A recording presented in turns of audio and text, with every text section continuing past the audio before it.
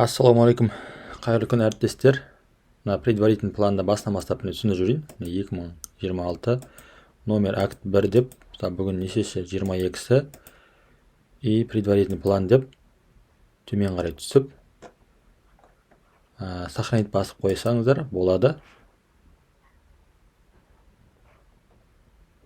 Менің негізі предварительный план бар, бірақ сонда да міне артығын өшіп тастай. Артынан әбден приказ қаулы бәрін анықтағаннан кейін, приказ шыққаннан кейін дұрыстап саласыздар ғой. Яғни мына жерге редактировать етіп саласыздар. Мен жалпы планды көшірген жоқпын. Яғни 2026 қайтадан жаңадан салдым. Услуга охраны салдым. Услуга охраны бізде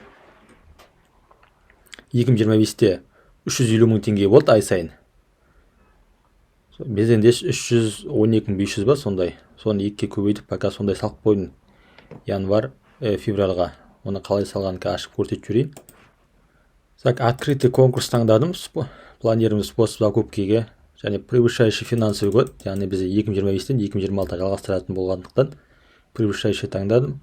Продление договора. Сосын бұрынғы өткен договордың пункт планысын салып, мына жерде лупа болды, лупаны бастым.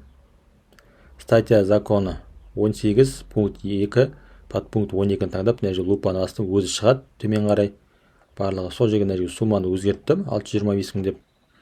Услуга охраны бәрі бірдей.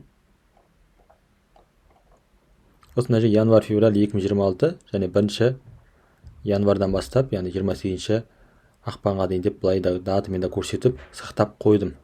Бұл яғни сіздерге поставщиктеріңіз келіскен жағдайда осы 31 декабрьге дейін бұны отыру қажет.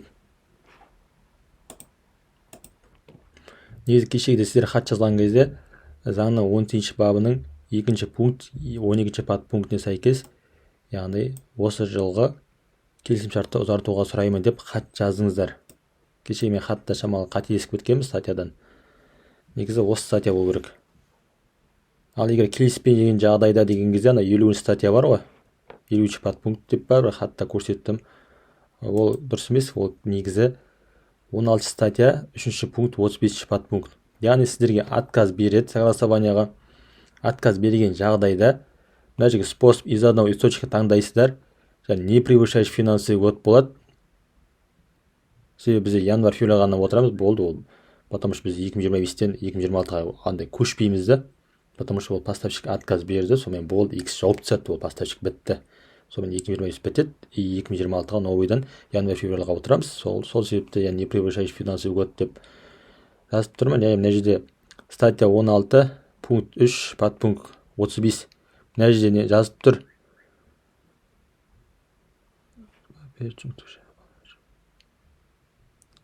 Қадайды.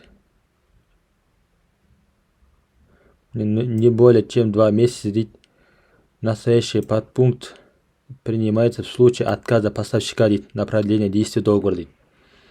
Енді сіздерде 2025 жылдар жаңағы конкурс болып, яғни сол поставщигіңіз отказ берген жағдайда осымен отырасыздар. Ал енді ценовка болған жағдайда да енді осымен отыру болатын сияқты. Жаңа 18 статья келмейді да енді ол ұзартуға. Ценовканы ұзарта алмайсыздар. Ал мына жерде енді ценовканы енді білмеймін, ценовкаға да келіп қалатын сияқты, бірақ ана конкурс бойын атқандарға точно келеді. Финансовый год не более чем 2 месяца дейді. Сосын мына жерге обоснованияға пока что мен ана хатты тіркеп қойдым. Хатты және хаттың берген отказын тіркеп қоюға болады. Бұны өзгертесіздер.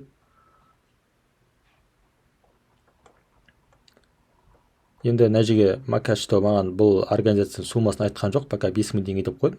Жаңағыдай 625 мың ба, жаңа мен жаздым ғой. 350 мыңды 1,112 бөлген кезде 312.500 ба, соны 625 мың деп жазуға болады. 625. Бірақ енді бұны суммасын айтқан жоқ. Бұны январь-февраль дәл осылай жазып қойдым. Және де біздер услуга охрананы егер келіскен жағдайда жолын көрсеттім, келіспеген жағдайда да жолын көрсеттім. Ал егер открытый конкурс ойнатамыз ғой енді. Соған біздер открытый конкурс деп салдым. Мына жерге закупка превышающий финансовый год болады.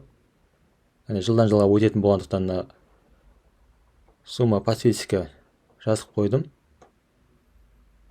5 миллион бірақ бізде мысалға 2026-да 5 миллион, 2027-де 6 миллион 420 мың безендес, 2028-де 6 миллион 420 мың безендес жазып қойдым. Яғни 2026 сіздер марттан бастап декабрьге дейін есептейсіздер ғой. Барлығы сол ктұру. Общий сумма мына жерге 17 миллион 840 мың теңге болды. Мына жерге мен январь деп қойдым.